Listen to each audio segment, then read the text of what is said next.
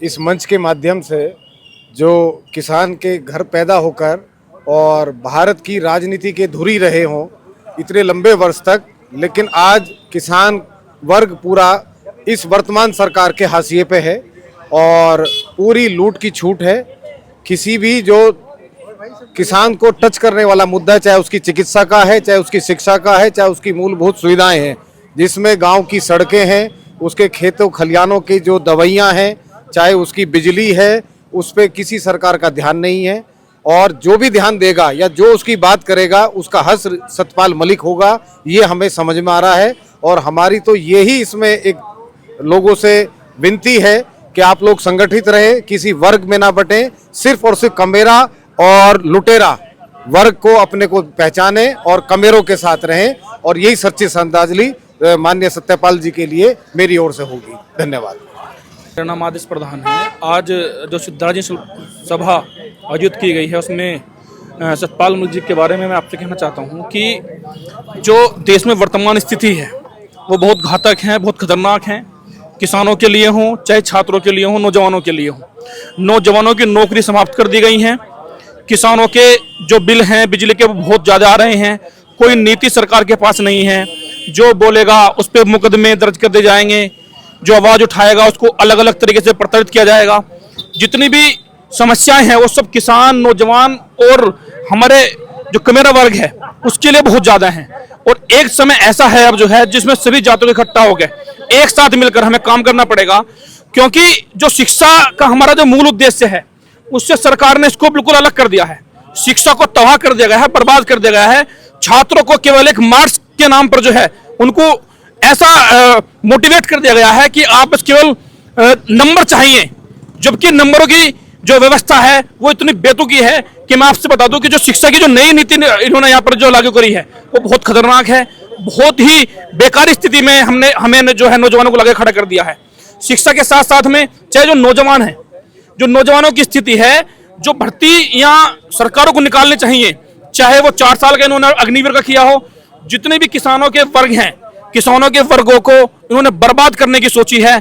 और अगर अब भी किसान वर्ग या कमेरा वर्ग नहीं संभला तो आने वाले समय और भी भयानक होने वाला है।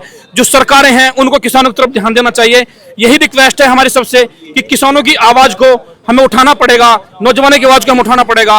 और जो अपमान, जो महापुरुषों का अपमान की प्रथा चली है जो है इस सरकार में जो है, इसको भी जवाब देना पड़ेगा। जितने भी जो हम राज्य सम्मान की आज बात कर रहे हैं, इनकी जो सोच है, जो समझ है वो किसानों के खिलाफ है। जो भी कोई व्यक्ति किसानों की बात करेगा, सरकार के खिलाफ बोलेगा, उसको ऐसा ही अंजाम भुगतना पड़ेगा। और इस अंजाम को भुगतने के लिए हम तैयार हैं, चाहे कुछ भी हो। आज चौधरी चरण सिंह विश्वविद्यालय में भगत सिंह जी की मूर्ति के नीचे आदरणीय पूर्व राज्यपाल सत्यपाल मलिक जी की श्रद्धांजलि सभा आयोजित की गई थी, जिसमें वरिष्ठ छात्र, अधिवक्ता और बड़े भाई पत्रकार बंधु भी आए थे, जिन्होंने अपने अपने विचार व्यक्त किए। मेरा कहना ये है कि श्रद्धेय सतपाल मलिक जी छात्र राजनीति से निकले हुए थे। हम सभी छात्र राजनीति से निकले हुए लोग हैं। उनके साथ जिस तरीके से सरकार ने किया है कि उनको राजकीय सम्मान नहीं दिया गया है, इससे छात्रों में, अधिवक्ताओं में, बुद्धिजीवी वर्ग में काफ़ी रोष है। हमारी सरकार से ये मांग है कि उनका ये सम्मान जो है बहाल किया जाए। आज़ादी जिन मूल्यों पर मिली और जिन चीज़ों के लिए मिली वो चीज़ हम भूल चुके हैं। संविधान की कसम हम खाते हैं लेकिन संवैधानिक मूल्यों को हम नहीं समझ पा रहे। आज देश लोकतंत्र मूल्यों को भूलता जा रहा है और उसका कारण है शिक्षा का पतन। धीरे धीरे कॉलेजों से, विश्वविद्यालयों से शिक्षा कम होती जा रही है। शिक्षा एक बिजनेस का रूप ले चुकी है और मैं मानता हूं कि जहां शिक्षा खत्म हो जाएगी वहां समाज बर्बाद हो जाएगा।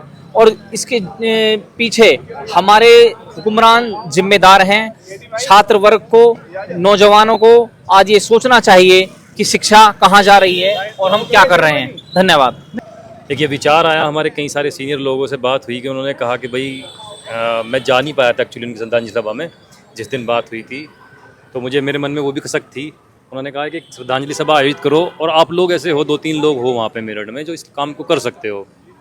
तो वहीं से कहीं ना कहीं मन में टीस थी। फिर एक जनकपुरी में कार्यक्रम हुआ तो वहाँ पे भी ये विचार आया कि वो सम्मान नहीं मिल पाया है, वो बातें नहीं हो पाई हैं जो होनी चाहिए थी। तो एज ए स्टूडेंट होते हुए मेरे मन में था कि उनके लिए कुछ किया जाए, और ऐसी जगह से किया जाए जहाँ से हम पढ़े हैं, जहाँ से हमने वो सब सीखा है कि किस तरह से हम अपनी बातों को अपने सीनियर सुपीरियर या जो अथॉरिटीज़ हैं उनके सामने कह सकते हैं। तो उन सबको लेके ये प्रोग्राम आयोजित किया गया, और बड़े सभी सीनियर लोगों का बड़ा सहयोग मिला, सभी से मार्गदर्शन मिला कि कैसे कैसे क्या करना है। उसी का ही परिणाम है आज जो जिस भी संख्या में हम लोग आ पाए हैं। धीरे ही सही, धीरे धीरे ऐसे कारोबार बढ़ता चला जाएगा। इन्हीं शब्दों के साथ मैं अपनी वाणी को विराम देता हूँ। आज सतपाल मलिक जी की श्रद्धांजलि में हम सभी लोग पहुँचे, और मन को बड़ी पीड़ा है कि ऐसे व्यक्ति जिन्होंने अपने राजनीतिक जीवन की शुरुआत छात्र राजनीति से की, और एक छात्र संघ अध्यक्ष के बाद विधानसभा पहुँचे, लोकसभा पहुँचे, राज्यसभा पहुँचे, और 5 राज्यों के वो राज्यपाल रहे। उनका चले जाना पीड़ादायक है, लेकिन उससे भी ज़्यादा पीड़ादायक ये है कि ऐसे इंसान को राजकीय सम्मान नहीं मिला, और ये डूब के मर जाने वाली बात है किसान कौम के लिए कि उनको राजकीय सम्मान नहीं मिला, और हम आज तक मौन हैं। ये डूब के मर जाने वाली बात है हर उस छात्र के लिए जो छात्र इनसे जुड़ा हुआ है कि उनको राजकीय सम्मान नहीं मिला, और यूनिवर्सिटी और कॉलेजेस आज तक मौन है। तो इसी सब पर विचार किया आज सभी ने, और सभी वरिष्ठ वक्ता भी आए थे, सभी ने अपने विचार रखे। धन्यवाद। आज जैसा कि सर्वविदित है, सतपाल मलिक जी की भावभीनी श्रद्धांजलि आयोजित की गई थी। मैं समाज को और वर्ग को केवल एक संदेश देना चाहता हूँ कि इतिहास केवल संघर्षशील लोगों के लिखे जाते हैं, और जो कार्य सरकार ने एक देशपूर्ण भावना से इनके साथ किया है, पूरे वर्ग को, समाज को इकट्ठा होकर इसका विरोध दर्ज कराना चाहिए। और जो सतपाल मलिक जी ने आज तक कार्य किए, उनके उपलक्ष्य में उन्हें जो सम्मान मिलना था, उस सम्मान को दिलाना, एक दिशा दिलाना उस पूरे समाज का कार्य है। मैं सभी लोगों से अपील करता हूं और कहना चाहता हूं कि सभी को इकट्ठा होकर इसमें एकत्रित होकर अपनी आवाज़ बुलंद करनी चाहिए। धन्यवाद।